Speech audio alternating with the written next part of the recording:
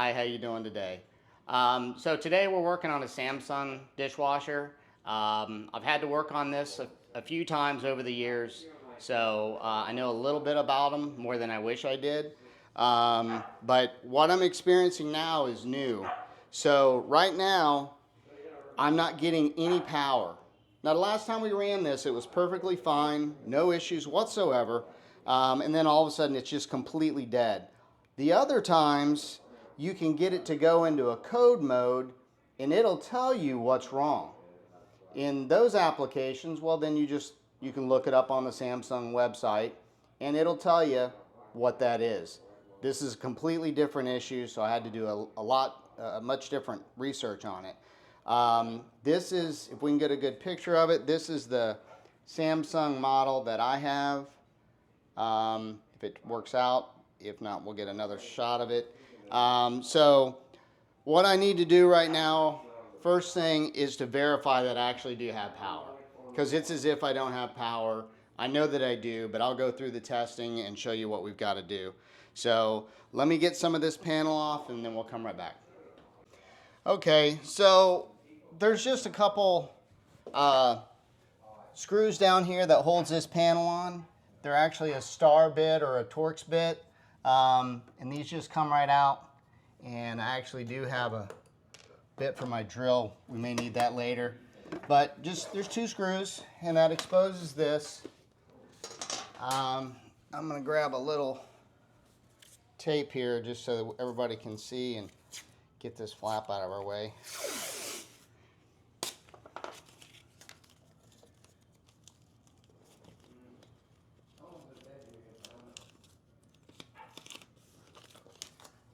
Let's just hold this up here. So what we've got down here, the dishwasher has two computer boards. So one is right down here, and right here's where we've got the main power coming in. So again, the first thing we want to do is confirm that we do have power. So you got to be a little careful here, and I'm going to ask you to use your own your own wisdom on this if you want to test it another way. But here are my two primary wires.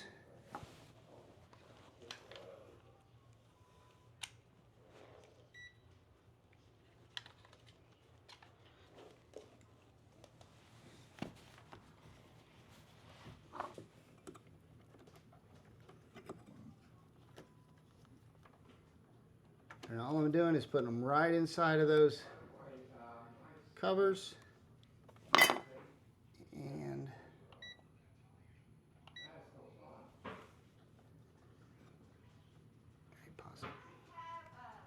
okay, so I had to fiddle around a little bit here, but so I got my wires connected, and you can see over here that we're getting 120 volts.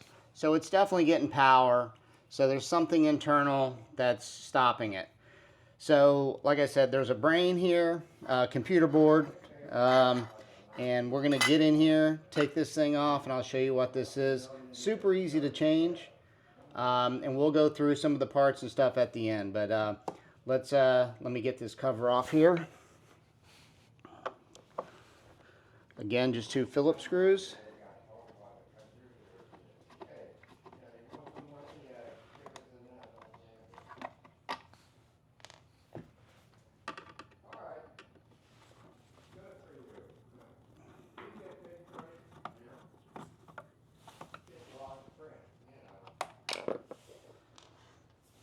Okay, and this cover.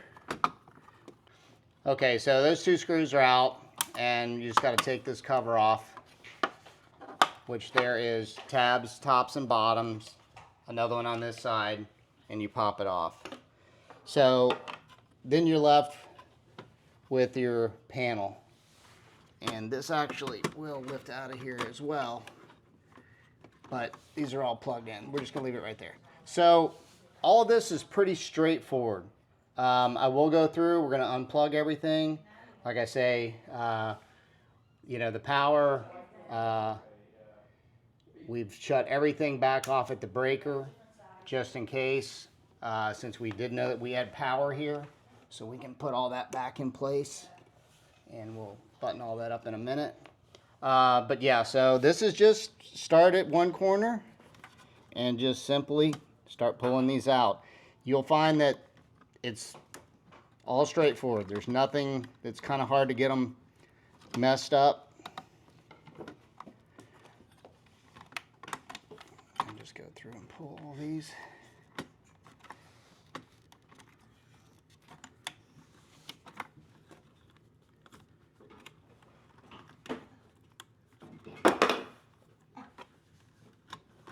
Okay.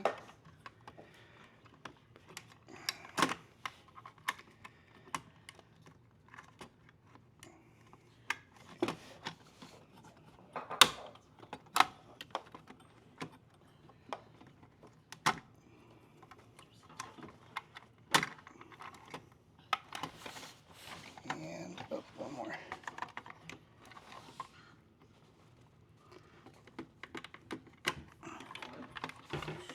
Okay, so then this just comes out, and we're going to replace this board. I wish there was more you could tell about it to see if something's defective, but I've worked on these things before, and sometimes they just go bad, and that's all there is to it. So there's going to be a few screws here to get this board out of here. I'm just going to pop that out, and then we've got our replacement. This actually comes with a housing as well, but this is going to be the replacement, and I'm just going to pull these two screws out and pop this thing right back in place. And I'll take this one out just to show you.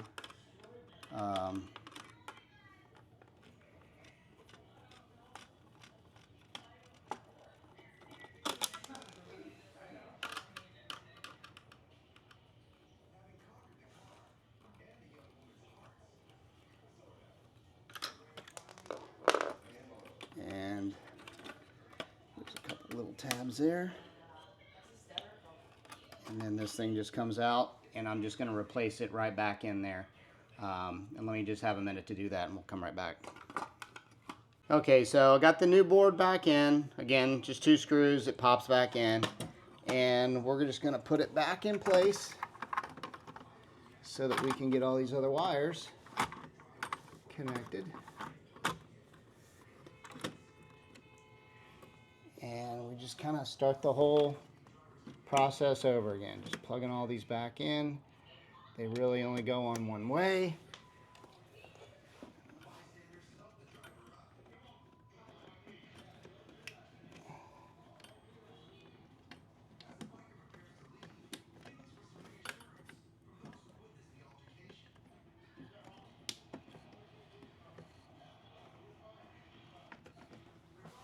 Okay.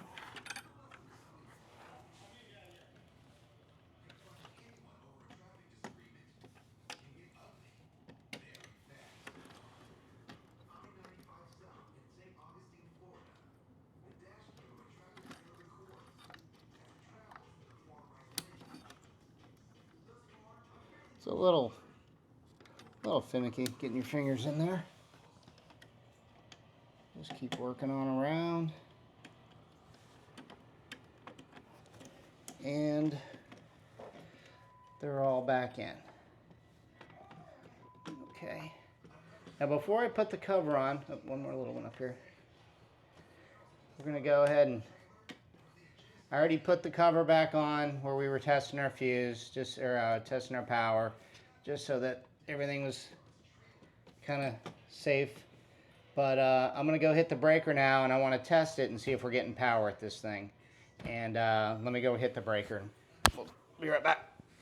Okay, so we're all back together here. Let's come up here and see if we've got power.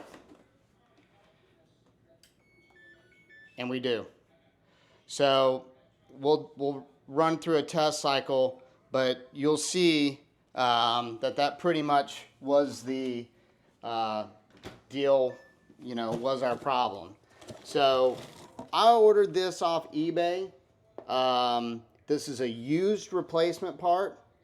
So, you know, I figure I probably saved close to $400 or $500 on this repair. This would have cost a couple hundred for a service company to come out, and then this part new is around $200. A little Google, little homework on the internet. You can find part numbers really easy, and I just did a reference. Found this on eBay. I've had great luck on used equipment. I've done my security system on my home. Had some computer things go bad. These boards, replaced them. They're 20 years old, and I was able to replace them, and the system's working fine. So it's paid off for me. I recommend it. You know, and it's a good way to recycle and repurpose stuff as well. So, you know, that's a good thing.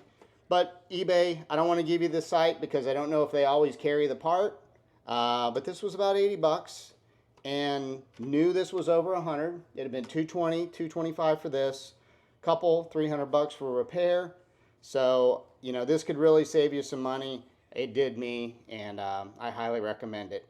So there's not much left here. We're just going to put the cover back on, run it through a test cycle, and should be all set. So thank you, and we'll be back. We're always into something.